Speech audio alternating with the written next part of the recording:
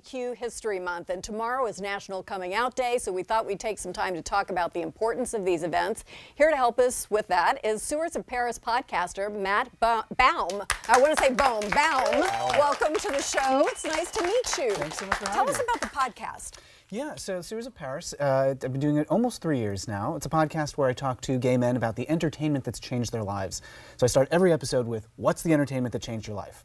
It could be a book, or a song, or a movie, or a show, or a play, sometimes it's an opera, whatever it is, and then we talk about how that thing impacted the person and how it got them to be the person they are today. And I imagine that opens a lot to various things inside a person's life and psyche. Why is it called Sewers of Paris? Yeah, so it's a funny name. So it used to be the name of a gay bar in Los Angeles in the 1970s. It's the worst name for a gay bar, the Sewers of Paris.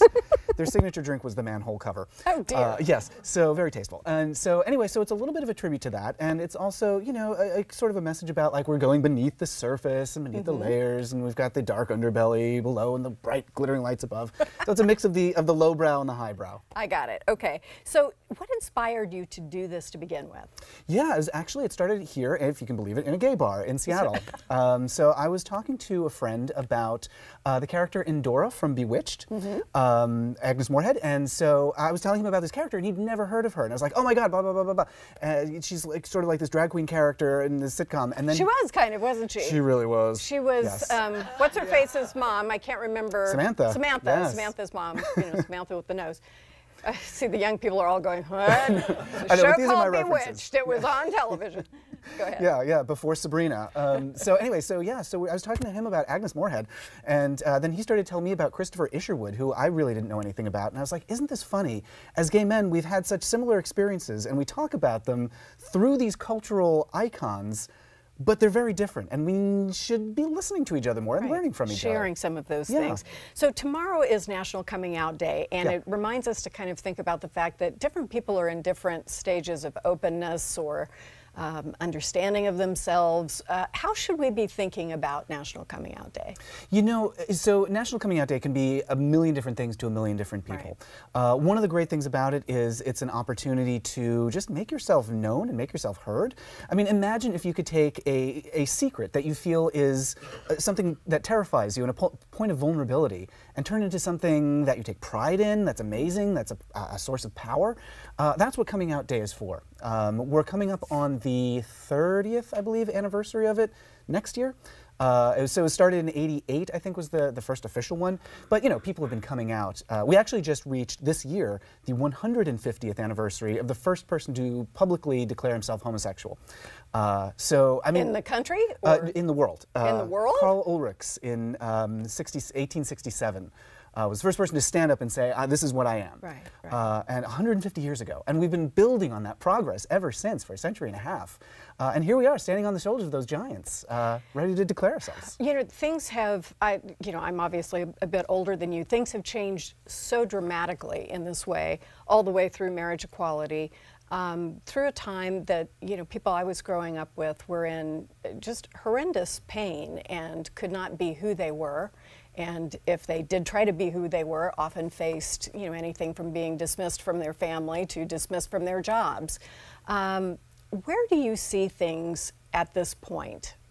You know, it's amazing how much progress we've made, and you know, it feels like in a very short period of time, and it has been. Like I said, it was 150 years ago that the first person came out, so it's actually been a lot of decades of progress. But you know, I think it's that saying about the moral arc of the universe bends towards justice. Things are just getting better and better and better. And now coming out used to be sort of a revolutionary act. I still think it is, depending on your circumstances. But it's becoming much more of a source of pride and a source of power. I've just started doing this new live show here in Seattle called Dungeons and Drag Queens, where we get a bunch of drag queens up on stage to play a D&D adventure. And it is such a blast because they're using their queerness as essentially, not exactly, sometimes it's a weapon, sometimes it's a rallying point, sometimes it's just something to create a thing of beauty. But I mean, I really feel like putting drag queens into a fantasy environment and putting them on an adventure really sums up where I think we're going, that we're on this fabulous quest using our queerness as a source of power and building a family for ourselves. And I think that's where we're going. Interesting. Now, marriage equality seemed like one of those issues that went from 0 to 60. Somehow in our society, that went from not something people approved of to something the majority of Americans did approve of, according to polling, in a pretty short period of time. Why do you think that is? It's remarkable, isn't it? I mean, do you remember, like, I don't know, just a few years ago when Massachusetts legalized marriage equality, everyone was like, no, impossible. Yeah, it'll never happen. Yeah, so I wrote a book actually called Defining Marriage about that whole history, starting in the 70s when the first couple that we know of went to a government official and got a marriage license. There was this woman named Clela Rorex in Colorado, and these two men came into her office and said, we want to get married, and she was like, well, I don't see why not. And so she gave them a license in the 70s. Of course, everyone freaked out. So people started working towards that. The 80s was a time of shifting focus, shifting priorities for the queer community.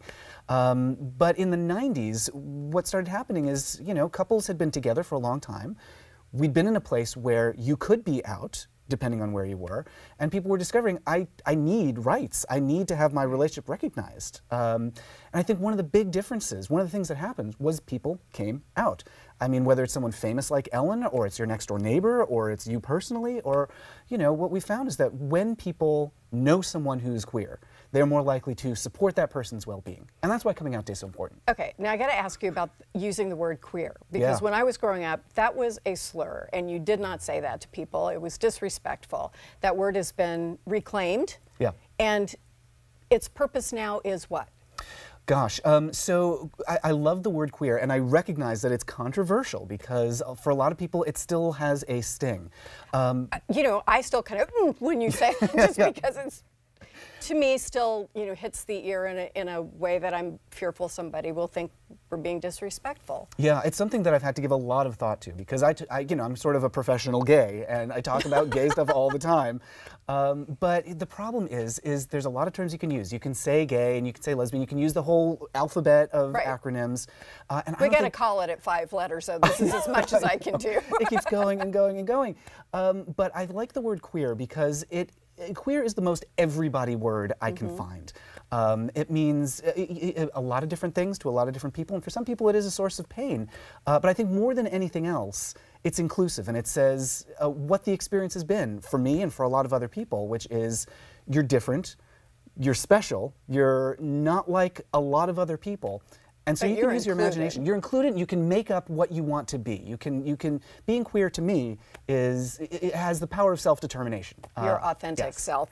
So it's LGBTQ History Month. This is a good time for people to read, listen to the podcast perhaps. If there are a couple of figures, and we have just a few seconds, but a couple of people you think people should learn about to kind of know more about this journey, who would they be? I would say, there's so many, but I would say look at, going way back in history, Karl Ulrich, who was the first person in Germany. I'd say look at Harvey Milk, who, you know, he's here to recruit you. He's, you know, he wants everyone to come out. He's a beautiful speech on coming out. Keith Haring, who did the original art for the first official coming out day. And then just people more, you know, contemporary people like Aaliyah Shawkat, actress who came out as bisexual this year. Janet Mock, you know, people who are doing the important work right now and making queer history as we speak. Interesting. Thank you so much. Oh, thank you. Appreciate it. So glad you were here. We'll be right back. Thank you very much.